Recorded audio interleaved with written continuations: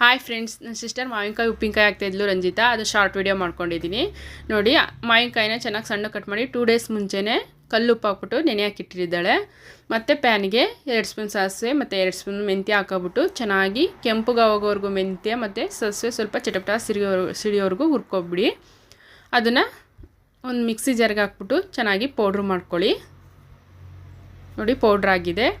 ಈಗ ಮತ್ತೆ ಪ್ಯಾನ್ಗೆ ಒಂದು 5ರಿಂದ 6 ಸ್ಪೂನಷ್ಟು ಆಯಿಲ್ ಹಾಕ್ಬಿಟ್ಟು ಚೆನ್ನಾಗಿ ಬಿಸಿ ಮಾಡ್ಕೊಳ್ಳಿ. ನೋಡಿ, ಬಿಸಿಗಿಟ್ಟಿದೆ, ಅದು ಕೂಡ ಚೆನ್ನಾಗಿ ಬಿಸಿ ಮಾಡ್ಕೊಳ್ಳಿ.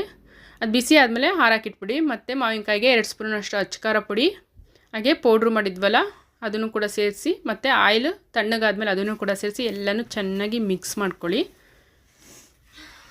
ಉಪ್ಪಿನಕಾಯಿ ರೆಡಿ ಆಗುತ್ತೆ. ತುಂಬಾ ಟೇಸ್ಟಿಯಾಗಿ ಬಂದಿತ್ತು. ನೀವು ಕೂಡ ಈ ರೀತಿ ಟ್ರೈ ಮಾಡಿ.